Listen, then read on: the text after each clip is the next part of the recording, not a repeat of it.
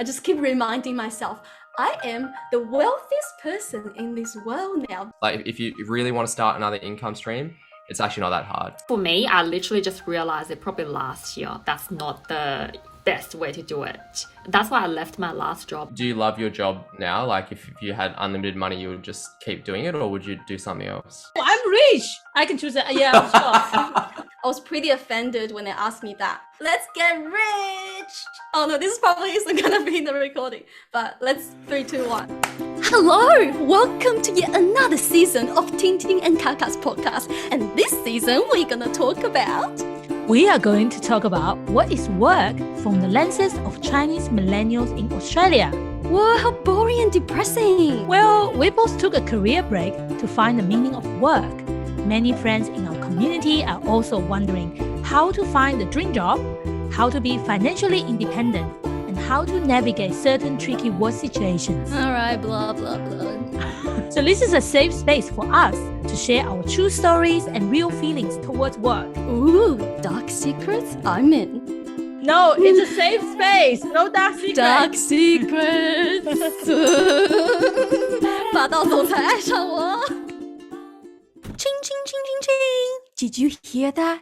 It's the sound of getting rich. So welcome to another episode of TingTingandKaKa's. Are you ready? It's time to get rich, Charlotte. I'm very excited about the topic as well. You don't sound very excited. So this episode, we have two very special friends joining us to talk about what money means to us and how do we managing it. Or are we managing it at all? All I know right. you are. I'm probably not. Let's listen to what our guest says. So the first guest is someone who is very special to Tingting. So I will let Tingting to do the introduction. So when we decided to do an episode about money, I knew straight away I had to invite my very own hubby, Michael Ko. Absolutely not because he's my husband. Like, why would you want to invite your romantic partner to talk about a very unsexy topic like money? I know you should still talk about money with your romantic partner. Anyways, frankly, if not for this podcast, we have actually never talked about money in such depth. So I'm really thankful of this opportunity. Michael is one of the most, if not the most passionate and knowledgeable person I know when it comes down to personal finance and investment. Throughout the 7 years we've been together, it's a long time. Wow. I was always amazed and continue to be amazed and continue to be occasionally jealous about his consistent interest and effort in building his own finance portfolio. And he's always really busy with side hustles like YouTube, e-commerce, and developing his own mobile apps. And now, of course, while Michael is working full-time, he has a YouTube and blog teaching people how to grow a passive investment portfolio. If you're interested, we have the links to his YouTube and blog in the podcast description show note. So check it out. Wow, definitely check it out. It's definitely worth your time.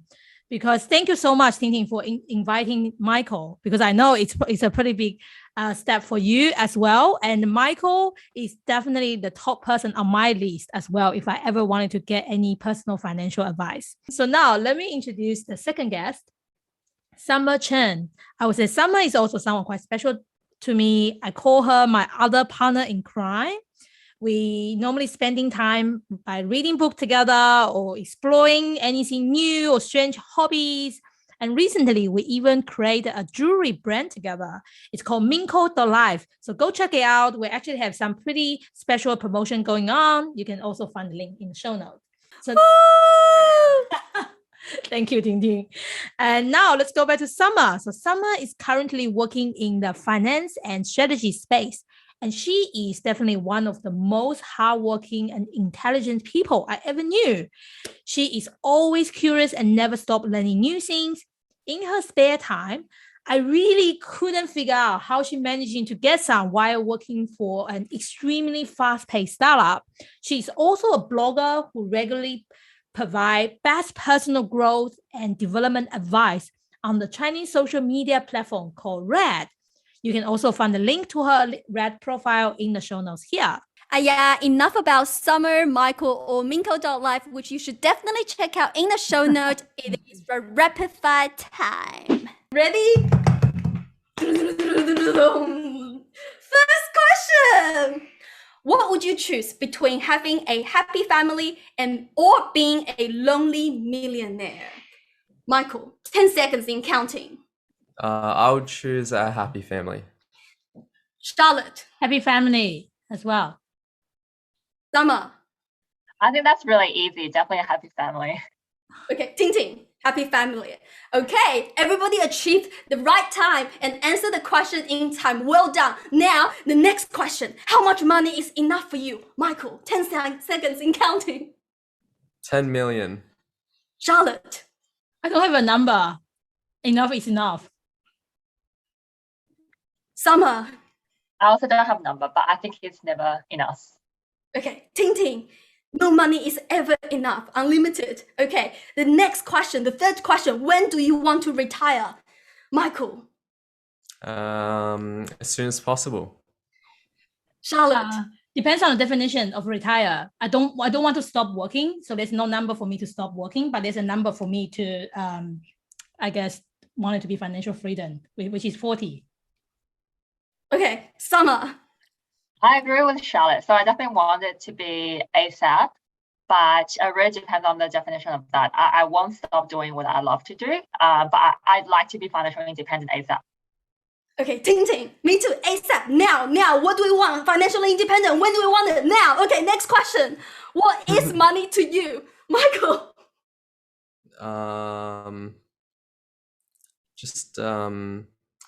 Money is just so you can do whatever you want.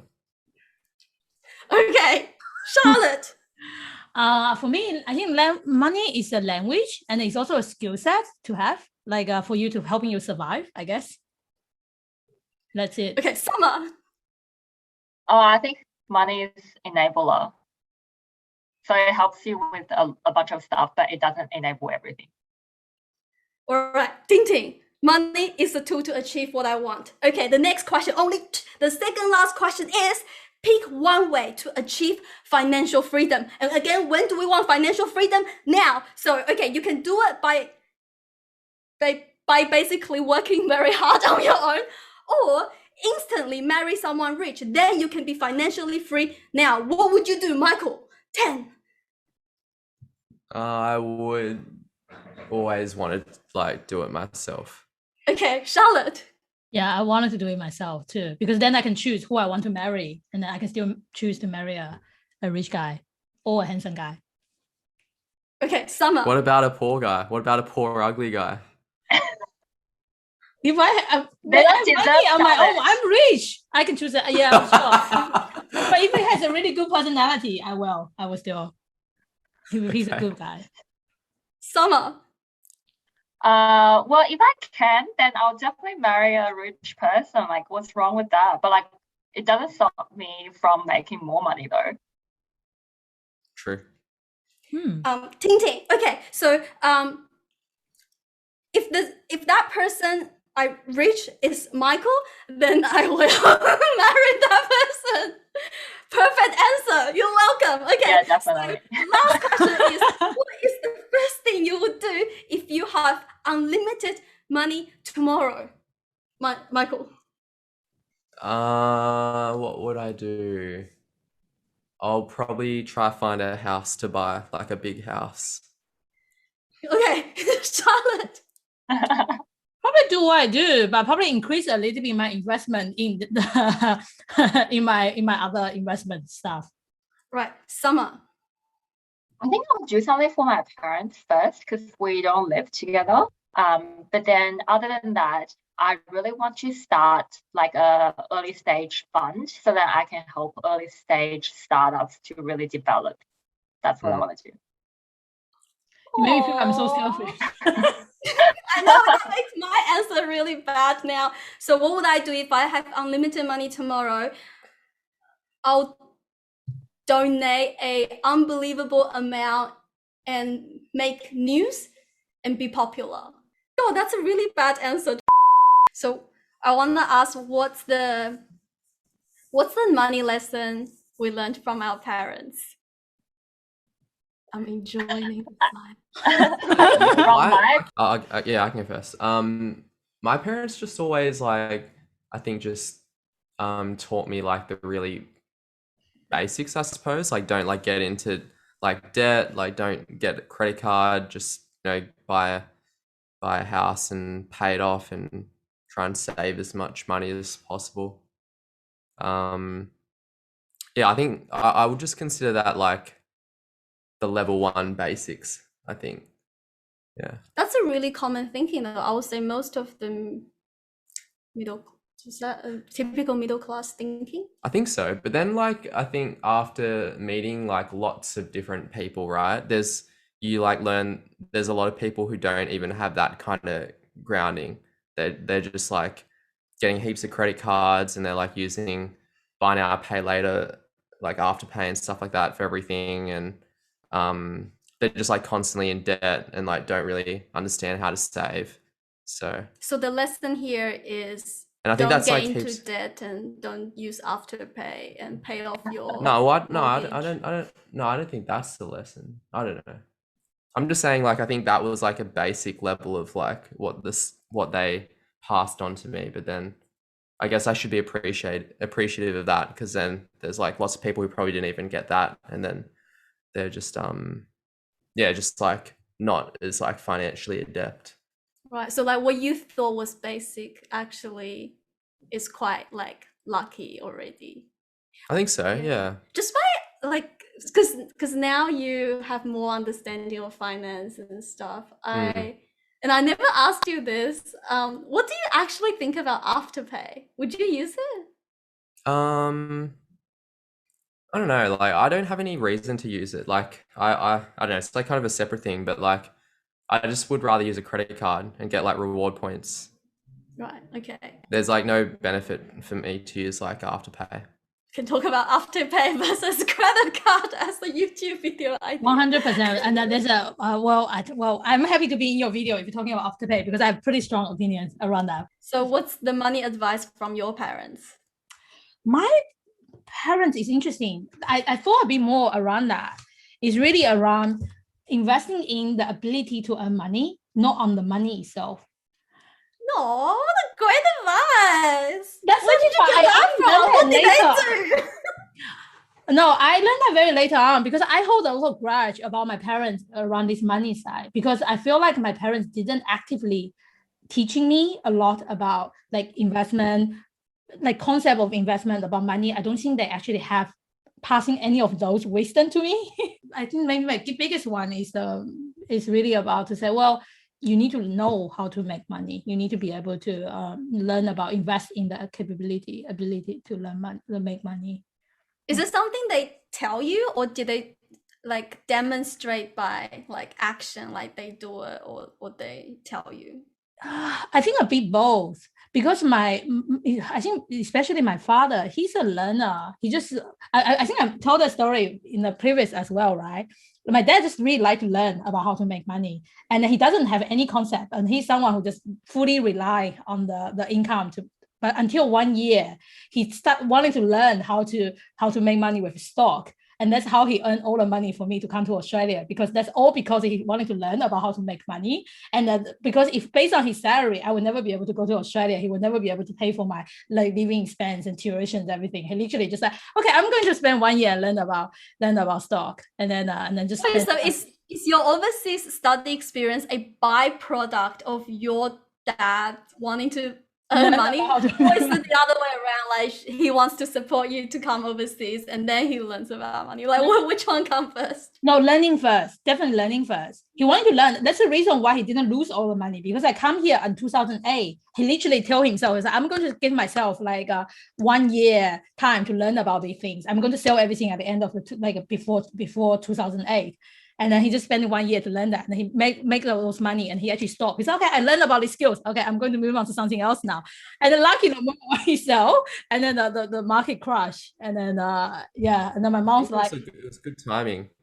I think at that time before the market crashed, I think you could have like invested in almost anything and like made like really good money. It was like a really good time. Yeah, I know, it was so lucky. Summer, how about you? What money lessons have you learned from your parents? Yeah, they are they are like normal middle class people. They work their way up, then save money. They don't really invest. So the lesson I learned from them is get a good job, get stable income, and save. For me, I literally just realized it probably last year. That's not the best way to do it. That's why I left my last job and join a different company. When I was in university, I know the job that gets me rich is investment banking. So I've been wanting to go into investment banking like basically from uni. So what I did is I did 1 year corporate, almost 2 years in PwC in the deals function that gets me to investment banking. And now I went into investment banking for 2 years. And then by the time I landed in investment banking, I was like, great, it's set. My life is set. And then to be fair, they do pay you really, really, really well. And obviously I was relatively junior. I spent 2 years there. If I stay there for maybe another 3 years, I can easily get 800K a year. And so from my perspective, I was thinking, okay, my life is set. But then during the 2 years, I realized I really can't do that. Working long hours, not sleeping, no social life. And even during the 100 hours work week, you don't feel satisfied. You don't I feel it's fine if you do something you love for 100 hours. That's actually totally fine. It's just I don't get the enjoyment out of it. And then so that's the point I was thinking, well, I really don't want to do this, so I really have to do something else. But then it kind of pushed me to think I have to make money elsewhere. And I have this uni friend who's really not great in terms of grades back in uni. But what he does drop shipping. And then he was Summer, you are too short-sighted. Do you know there's so many digital nomads there? They just travel around the world. They make money on the internet. They can easily make 100-ish K, but then their expenses are really low as well. And I was no, surely that's not possible. And then he said, it's because you never met any of those, so you don't think that's true. And that's what I think in terms of exposure and environment shapes a person. I actually, because of him, I started looking into those things. I do realize there's a lot of people on YouTube similar to Michael, they talk about passive income and stuff like that. And that's sort of got me thinking into doing this. These days I'm reading a lot of books, and I realized how narrow my mindset is. And then recently I listened to a podcast. I actually forgot the main person's name, but it's a Joe Rogan show. And then that's the girl from escaped from North Korea. But it's so traumatizing in a way. But I also obviously feel very fortunate, but that just made me realize the world is so big. There's a lot of things that I don't know, and I really don't want to struggle in terms of am I getting 100K bonus, or am I getting but I guess before, because all I had in my life was just work, so I just feel money was the only thing that I feel I can see my worth. Whereas now there's so many other aspects I'm doing. I'm doing, the side hustle with Charlotte. I'm working at my job. I'm also doing other things, doing this podcast with you guys, right? So my life is a lot richer in that sense. So I think I have more perspective, and which definitely helps me shape my view around money. I don't really care about that 100K bonus anymore because I can get it elsewhere. If that makes sense. But does that change your long term? Does it 100K? But does it change your long term financial goal as well? Do you think? I think it does, because when I was in investment banking, I remember there was one time I went to Balmoral, which is kind of close to my place. We walked around the beach, and then I was talking to my boyfriend at that time. I was oh, I really want to buy a house here. Let me check how much it is. And I checked, it's 5 million, right? And I was oh, if we put a down a deposit 20%, and I was just calculating in my head how much I need to make every month after that to actually afford this house. And then I calculated, I was oh yeah, this year, I would definitely struggle a little bit, but after I get promoted, my pay will be 300K, and we should be able to afford it. Right now, I can't do that. I don't think I can afford a house in Balmoral. But what I'm thinking is, that's the mindset I recently acquired from this book called Psychology of Money, is that if I'm fairly rich, I live in a really giant house. It costs me a lot of money, but it's still consumable, because yes, I do own the asset. It doesn't generate any income to me. So it's not an asset per se. It's not generating cash flow. Whereas if I live comfortably, but in a smaller apartment, and I have like a couple of assets elsewhere that I'm actually renting out, then that's actually assets to me. So in a way, if I'm fairly rich but living in a big house, like it doesn't generate anything to me, and if that's the only asset I have, then I'm really not free in any sense anyways. Because basically I didn't read the book, but I listened to a short YouTube version. The concept, when I heard it, was really interesting. Like, rich is the opposite to wealth.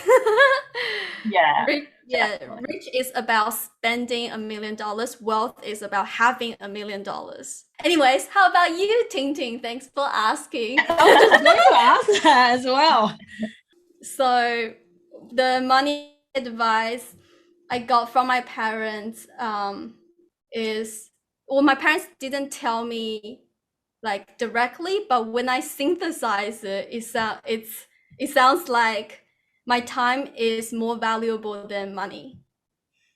Because there was a time I went traveling and because I don't really have a good sense about money, how much is too much, or like what's expensive, what's not expensive. So like when I turned 18, like when I'm old enough to travel by myself, I think, and one day my parents came to me and be like, what did you spend? There's like a big bleeding happening on the credit card. And I think they were just checking whether I got scammed. And then I didn't feel comfortable about being asked that, because I pride myself to be someone who don't get scammed, first of all, and don't spend that much. That's my definition of my finance. Like, I don't think I spend a lot. Like, I don't think I like spending, that sort of thing. So I was pretty offended when they asked me that. And then to prove myself, I went back into the bank transaction and did a bit of accounting. And when I really proudly show my dad this accounting I did, and then my dad is a very kind person, like, and then that time he was very serious, and then he told me, Tingting, never waste your time doing this. Like, if you've got time, like, spend your time learning how to make money, not accounting money. Don't save. Like, don't think about like saving. Think about how to like spend. Just growing up, my parents also never sit down with me, be like, this is money. Like, I was never given like pocket money. I was never taught how to spend or anything. But the general sense I get is, if you want to do something, just do it. Like, and you are the most valuable asset that you have. I feel like it's such a it's like a luxury advice though. It's Is like, that because you guys have bias about my family? I felt no, I mean, isn't yourself the most valuable asset? Isn't this applicable to every family? no, You but I shouldn't say mean, like, that. I feel like people who are like not as well off can't just be like not worrying about money at all and just like doing whatever, because they like need to worry about like they're paying their rent or whatever. Or I actually think it's a good lesson, but it definitely reflects, it's that rich dad kind of like a mindset. But Yeah. wait. No. But by the way, there's like no bad connotation in terms of rich dad. Like, what we are appraising here is you need to have the rich dad mindset to actually become rich. This is Lu Xun's mindset too. Like Lu Xun, 时间就是金钱. Isn't that what he's trying to say? I don't even think Lu Xun is rich. So I actually interesting to like hear, like, do you have any, I guess, like stories or about how you actually apply this mindset to your, like, how does it impact your current like decision making, like today? Like, is there any story around that? Well, the realization, like the thinking about money, only happened after I started taking a career break, because I realized, I'm not gonna have income, and how much money do I have, and how long can I actually sustain myself?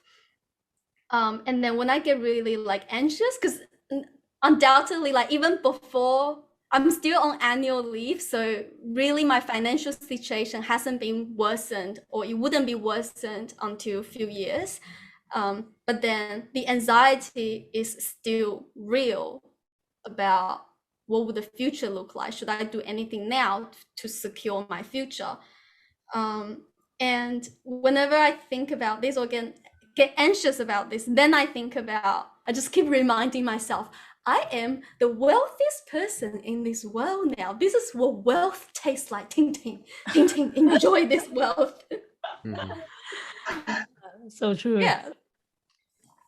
And welcome to another episode of TingTingandKaKa's. Each of us is going to share a question that we have that we would like to get some opinions or advice from the crowd. So basically just like a chat with friends about money. The baseline is it's a safe environment, no judging, no shaming, unless you feel strongly about it. I'm just kidding. Safe, okay. So we're gonna start with Summer first. Yeah, so my question is, how do we build like multiple income streams other than like your main job? I'll go to the expert, Michael. So I think like to get started, you can just do like a bunch of research just like online, like on YouTube and things like that. I mean, you can just choose something. There's like a million different things you can do. Like you could, I think you mentioned like you could do drop shipping, or you could do like print on demand, or you could do like YouTube, or you could start a blog. I think now you could probably start like a TikTok or something. I think the main thing though is you just like kind of, I mean, I'm assuming like the people that are asking are probably going to have like a full-time job. You kind of just need to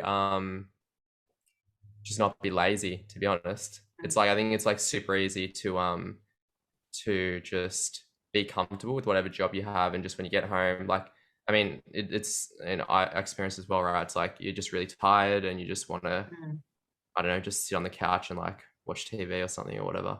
Yeah. So many people are offended now. Yeah. That's a feel lazy couch potatoes. Yeah, I mean, it's just true. I mean, just deal with it.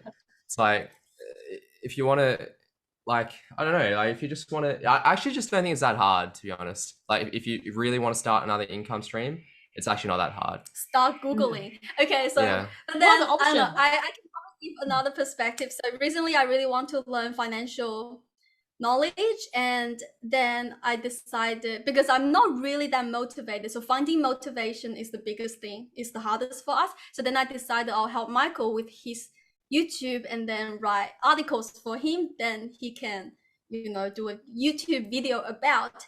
And the first YouTube article that he wanted me to write was how to research ETFs, basically. And because of my lack of background, because basically what he's saying is, if you want to do it, it's not hard, start Googling. Yeah. And then basically the job I have is Google how to Google. You know, the whole article is about how to research about ETFs. And then when I started doing that, I realized with my limited understanding about the financial world, I couldn't do it. And then I basically give up on that article and be like, can I write something else? Just for some lazy couch potatoes that's out there, you're not alone. Like I tried. But then as I kept going, like now I basically just decided to do a simpler article. And the more I do it, the more I read about it, the easier it is. And of course, like, yeah, so start Googling is the answer. But if you feel like it's not as easy, I feel, yeah. But I think that's a really good advice actually there. It's actually about, I think it sounds like it's about consistency. It's not about exactly, if you feel like the gap where you wanted to get there, you won't get there in day one, then maybe like scale it a little bit back, just starting a little bit, doing a little bit like per day. Once you get the habit, it sounds like that's actually the hard work to get yourself into the momentum to be able to do what you do. I do have a question around that though, because I feel like the part that Michael mentioned is not only about the laziness, it's also about a little bit about priority as well, right? So how much time is like, because there's a priority conflict between the side income you want to make and also the time you really want to put it in. Like how do you balance your time on your side hustle? Like, yeah, I mean, I think in the past, whenever I've done stuff, I'll probably just put in like almost all my time outside of work into doing it. Like when I was doing my shirt stuff, like I think I would do that like every night. And don't get me started on then, this. It started from uni time. Like he would just be like streaming games on YouTube, and then when I miss him, I'll go into his stream. Anyways. Yeah, that's right. You go to each other's YouTube channel just to catch up. Yeah.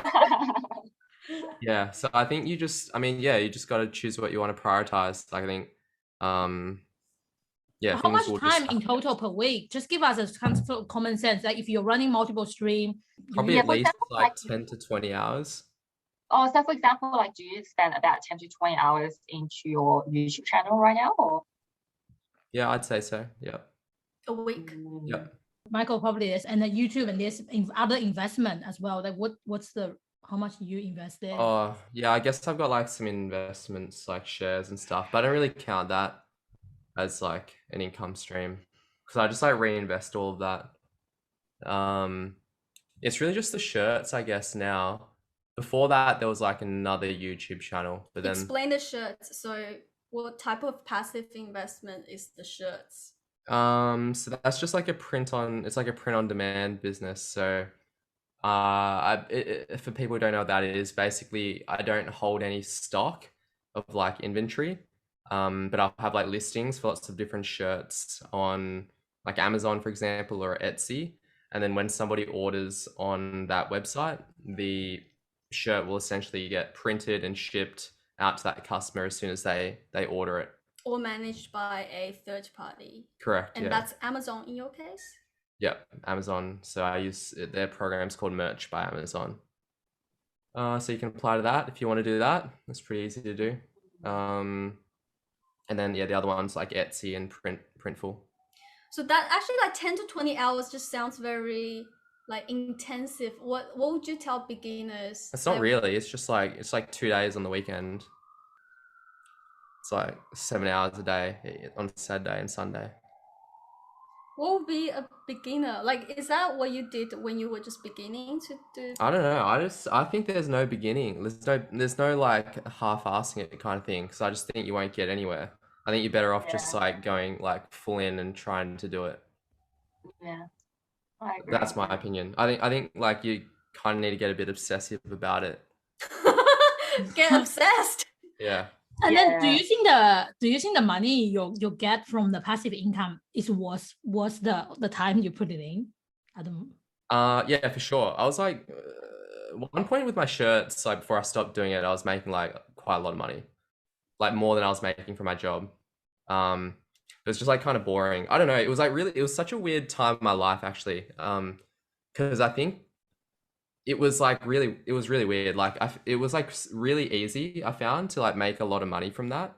And I kind of didn't really, I don't know what the word, like, I guess I didn't really like appreciate it. It was like I was making like, yeah, just like a lot of money from shirts and just like didn't really feel like it was very hard. There was no sense of achievement. Yeah, exactly. And it just was like kind of boring and like, I don't know, I didn't really like need that much money. Yeah, because I feel like now you are doing YouTube or even like TingTingandKaKa doing like a podcast is because you guys find fulfillment in doing this. Like you are genuinely in love with doing this. So it's not just like money. And as you mentioned, you have to be a little bit obsessed to actually make something work. So if you think that's boring, it's probably not gonna go anywhere. Like I think I feel like here two things there. That was my aha moment. Like one thing is I think both of you are trying to say that working is basically none of you working for money. Like sounds like that's something I actually find it kind of interesting to hear. It's basically work. There's more to work than money. There's fulfillment. There's achievement there. That's pretty cool. And the other one is about the actual concept of passive income.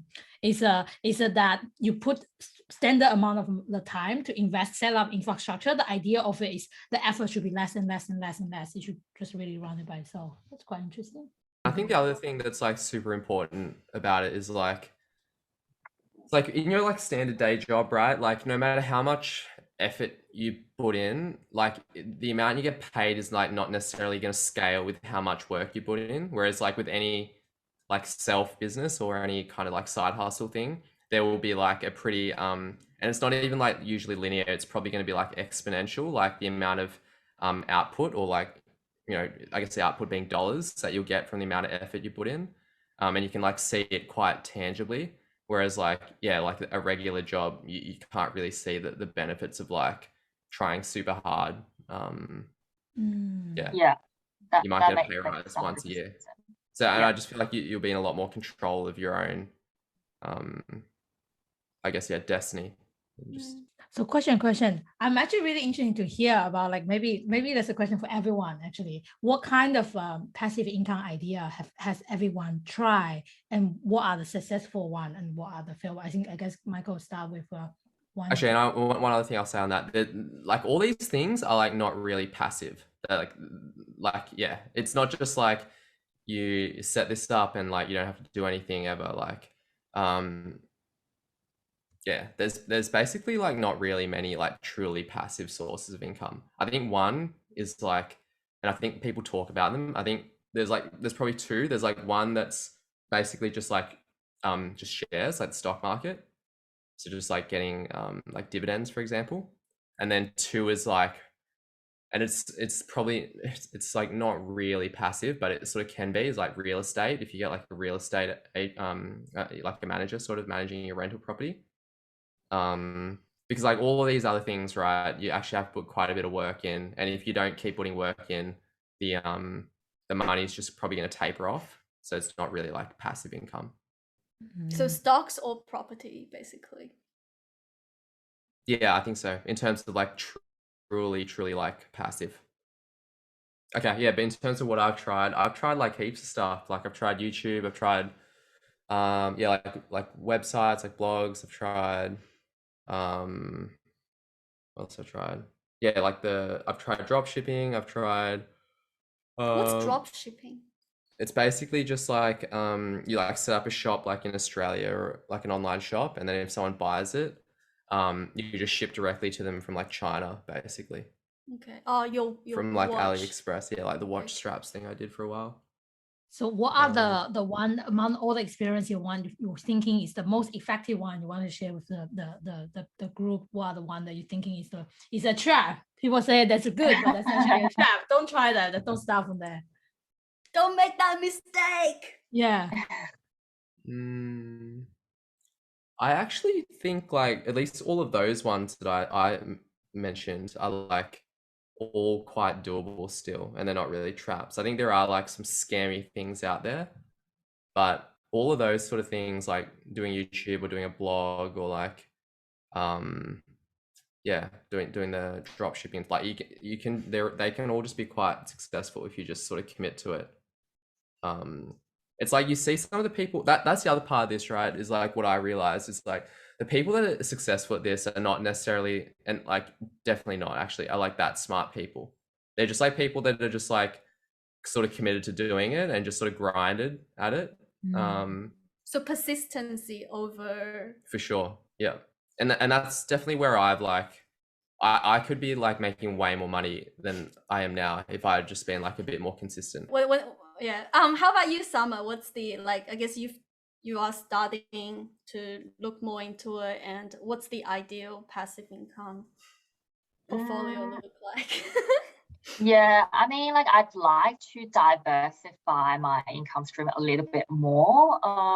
So I'm still educating myself. So far I have a rental property and I have stocks.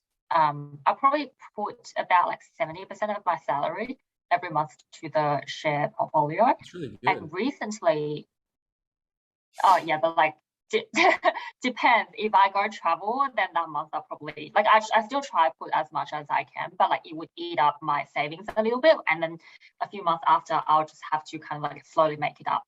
And then, but other than that, recently I started looking at this equity crowdfunding website. So like I'm still really new to it, but like I think it's a really good sort of like starting point. So they have like some startups. Is it Equities? Yeah, I signed up to that one, and then there's another one called Circle or something. Okay, I looked up 3. Yeah, they are all pretty good. And then and I think like your check can be as small as like $250, and then up to like a couple K, and I think that's like relatively less risky. And then because like I guess because the nature of my job, like I look at the small businesses anyways, so that kind of like helped me in that sense. Other than that, obviously I'm doing the jewelry business with Charlotte.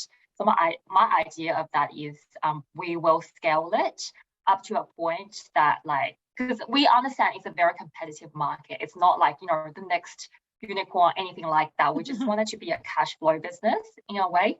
But we want to be able to generate organic like growth, and then we might hire someone in the future, so then this part can be a bit more passive, because now we do pour a lot of our time in it.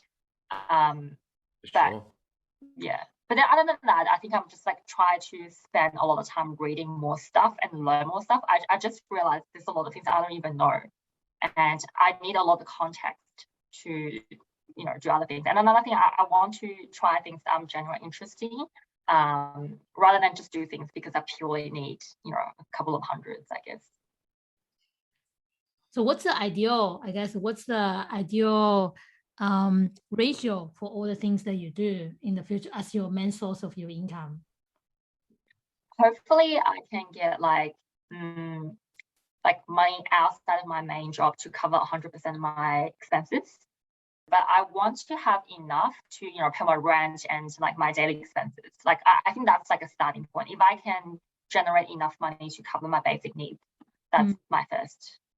So I just feel like I can be more self-sustained in that way without having to work at somewhere.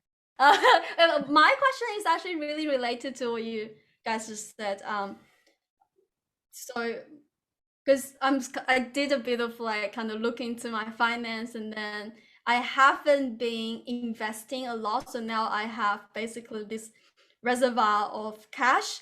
And then I'm wondering, talking about passive, like I'm deciding, should I buy a property or should I put it in stocks? The age-old That's question. how much. So Michael, do you want to help me provide your perspective? Michael has a bias. That's why I can't talk. Oh, no, Michael says maybe Michael really don't say. Maybe Summer say first. Oh, really? I was okay. Maybe I'll say it first, and then Michael can say it because I'm really interested. So, because the reason I'm interested in this question is because literally last week I was talking to my mom. We were just chatting, and I was explaining to my mom. Now I put a lot of money in like stock market rather than buying another house, is because now I have a really small apartment that I'm renting out, and I kind of have enough money for another maybe apartment, maybe not a house, like deposit. But I was telling my mom, if I do that, then it's too concentrated because all my money would just be in houses, and then all the houses are actually just in Sydney and they're apartments. So what's the point, right? And then for diversification, I told her that's why I decided to put the rest of my money in stock market, and it's a little bit more liquid as well if anything happens. Whereas if I put everything in the housing market, it's just too hard. Yeah, and then you have more mortgage as well, so it might like impact your lifestyle a little bit if you're a little bit tight.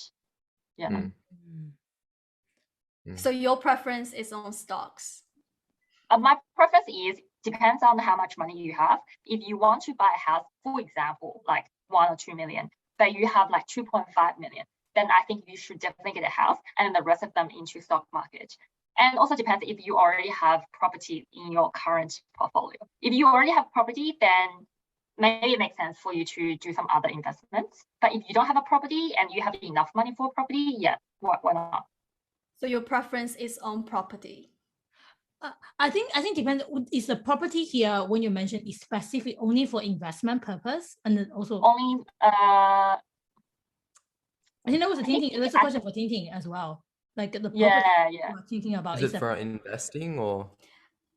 Like when you look at this question objectively, if you say the property can be for investing or it can be for personal use, then it's kind of comparing apple to orange, right? So the question will only make sense for investing.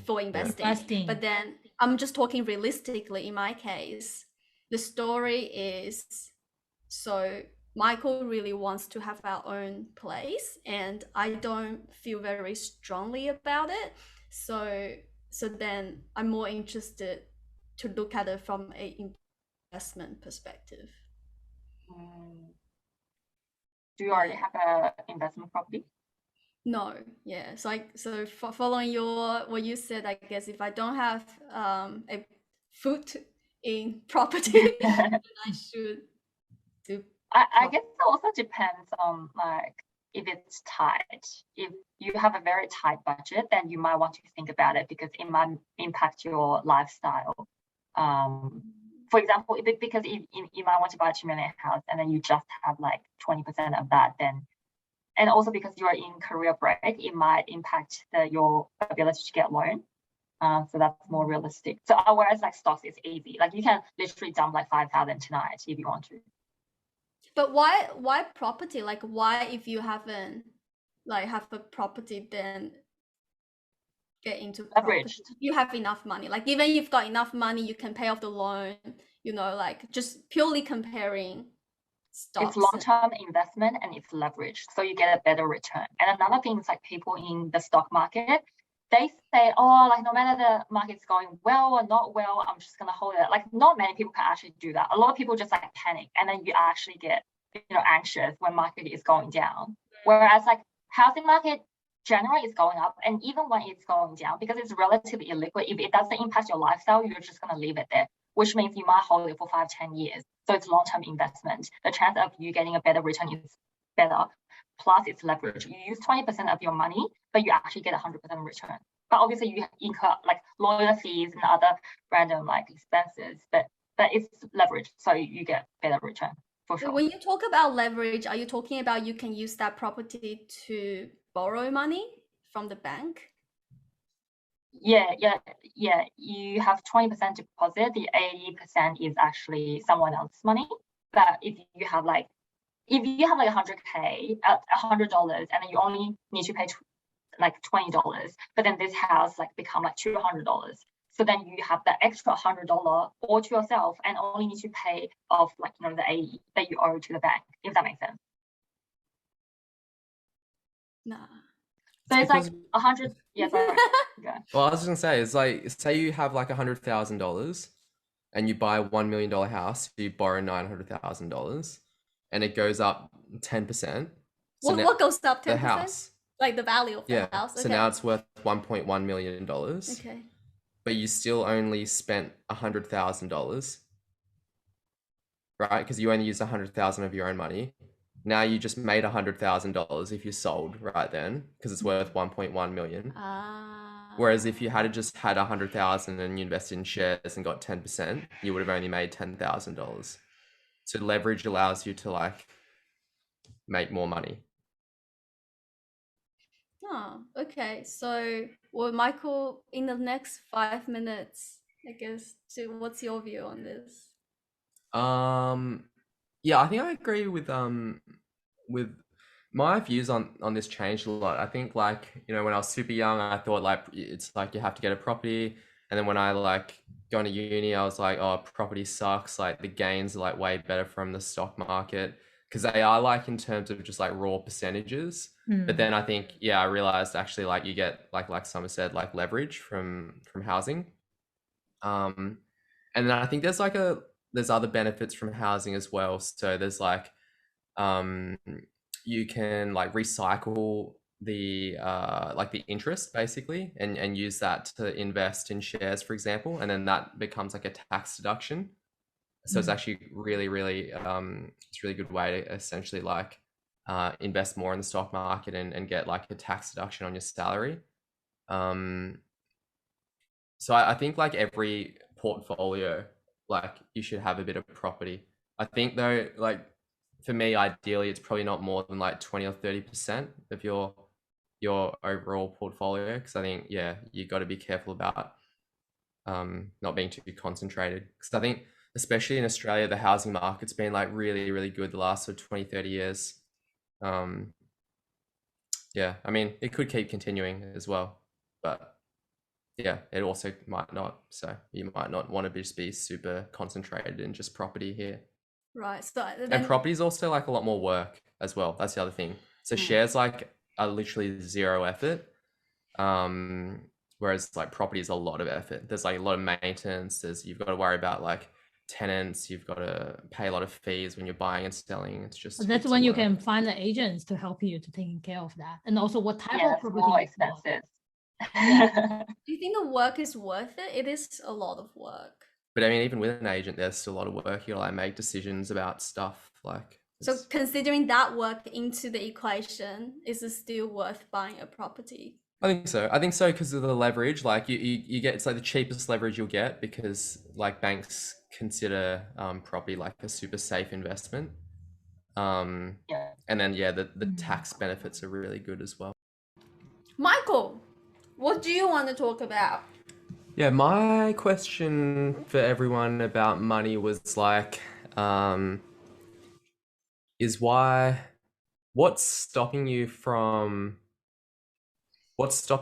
just, I guess, like quitting your job and just doing what you actually want to be doing, unless your job is what you want to be doing? So what's stopping you? I actually genuinely think right now, I probably could leave if I wanted to, but I actually want to see if this company can do pretty well or not, and see if I can get a decent upside from it. Yeah, because I've got some like options and stuff like that. But I think if it was like a regular job, I guess, like it was just a big company and I didn't really have anything like that, I would definitely have left at this point. I think prior to this, like in other stages of my life, I guess I've been a bit more worried or like not as confident, but then I've like had a lot of time to think about it personally, and I just think like I've saved like heaps of money now, for example. Like I could probably like not work for like years and be fine. Can you take me into that as well? Yeah, probably. I don't know. I guess I have to. Marry a rich guys or effort by earning money by yourself. The rapid fire questions. Until reality now. Yeah. Now I got to double it to 20 million. I'm just kidding. Yeah. But yeah, like I think the thing I've been like worried about would be like, no, yeah, I guess what I realized is that actually like the risk of just like taking a year or two off to like really try and like go full time and do something for yourself, it's just like not that big. It's like the worst case is that you would just at the end of it just get another job and go back to earning whatever money you were earning before. Whereas like the upside is like really high. So I like genuinely just wonder like why more people don't. I mean, I guess they're just worried or just like not confident, I guess, as well, like similar to what I was. Yeah, I don't think we have a diverse enough audience for this group to actually get all the enough data to answer the question there. But I actually think this is a perfect group because we all are very good at asking questions. I feel like we are going to get a similar answer. Because like, so for you, right? Do you love your job now? Like if you had unlimited money, you would just keep doing it, or would you do something else? Because that's a funny thing. This is exactly what happened. I quit my job about like 3 months ago. So I actually don't know what I want. Okay, let's figure out, because I know what I'm doing is not what I want. So I have enough like a financial stability to do that. Let me do that. When after doing my soul searching, I do the exercise I was mentioned to Tingting as well. It's like I do what I call the audacity planning. Is I say, okay, I have these 5 years, I can do anything I want. What would be a potential path that I can do to achieve my long-term goal? And then I realized, well, doing my current job is actually on my way to get there. So like what I'm doing exactly right now, like doing job is actually not hindering to get to where I wanted to do. And there's no much different for me to, I almost feel like if I doing my current job, it's actually a better opportunity for me to get to my long-term goal, what I wanted to do. Almost like I have a really strong partner. Thinking short, like, because Charlotte took a break, and then in that break, she actually imagined never working again and just doing her own business. And then she basically figured she wouldn't like that. So you two actually have pretty different goals and different ways of fulfilling yourself. Summer, what do you think? Do you ideally prefer if you can just like not work for others? And I think at some stage, yeah, it would be ideal, but I'm probably on the same lane, like on the same path as Charlotte, is that I feel like this job still helps me learn, and I don't get all the sort of like capabilities or the knowledge or the network of people that I want to be at, and this job does help me with those things. And I'm still relatively new to startup. I don't really know how they run. Typically, I don't know how to operate a successful business. And if one day I do start my business, I don't want it to be, I make like a couple thousand here and there. I want to have a business that actually have meaningful impact, and that kind of stuff require me to learn and keep absorbing at my current day job. It is helping me get where I want to be at so that I'll still be in the same company. But I don't really see myself in this company, say, like 5 years down the track. So at that point, I feel like, I've learned everything that I could at this place, and I'll move on to some other place and develop other skills that would get me, my end goal. Yeah. I actually think the biggest thing that stops people from doing that, if this is what they want, is just like what you say. It's just fear. It's just confidence. Like worry you will not be able to do it. So Charlotte, what's the right attitude about the money, and how do you normally prioritize it? Because I think we'll cover a little bit, I think, before around money and time and money and relationship, but I just wanted to hear about everyone's attitude towards the money, like when there's a conflict, when you need to make decision, like how do you prioritize money compared to other important thing in your life?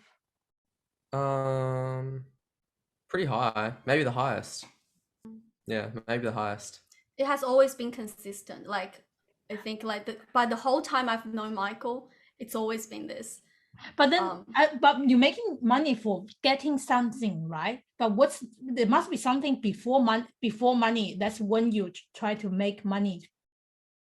What do you make money for? I kind of think that it's like everything else is below money. Then it's like you're like making money so you can like buy food, so you can like have somewhere to live, so you can I don't know, get whatever you want. I don't know. I just feel like you can't really do anything if you don't have any money. You can breathe. The air is free, luckily. Yeah, I mean, you're not gonna die. Like, I don't know what's an objective way to rank this. So I can only look into how much time I spend. And then if I break down my time and then look at what I'm actually doing and what they're for, then money is probably pretty low. If not the lowest. Oh my God, you two, is that why you guys are amazing. I feel like maybe that's one reason you don't think about money, because all the thinking has been taken care of. Michael did all the thinking. No, or yeah, like, because what's important for me every day is just like, how can I be happy today? Like the first question I ask myself every morning: what can I do for myself so I can enjoy today? And then it would just be like a cup of coffee, go out for a walk, check out the sky. Like, I'm a simple person. So that's right.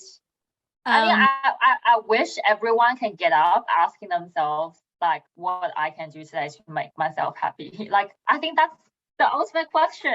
Like, why do we need money for? Like, ultimately, it's for security, it's for happiness, So you are on the same boat then, Summer. So what's your priority of making money?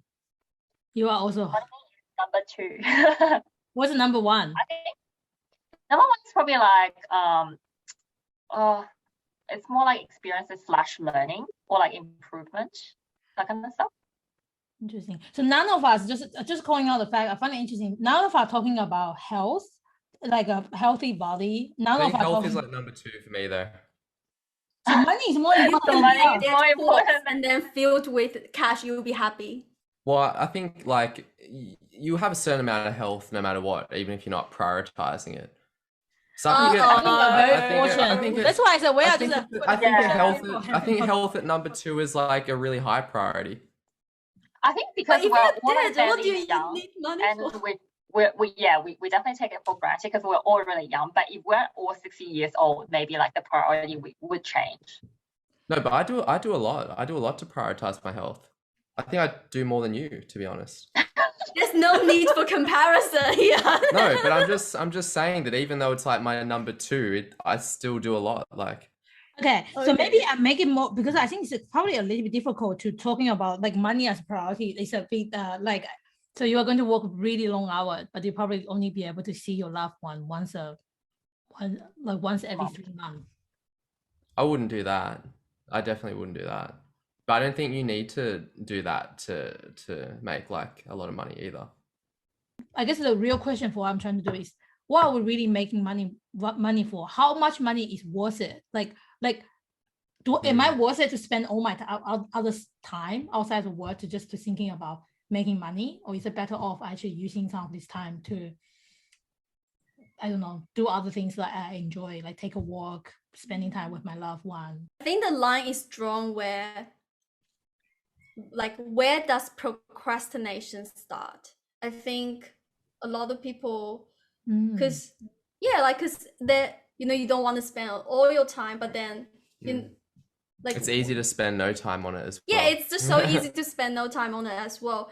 And at what point is this procrastination that you ignoring your long-term plan? I guess that's sudden. Because my answer is kind of like, depends on your long-term plan. If your long-term plan is financially this, and if you're not doing anything about it tonight or this week, then I'll call it probably procrastination. But if your long-term plan, if you just do self-care and you don't need to do anything about it, you can still achieve your financial goal. True. Don't worry about it. You don't need to. Yeah.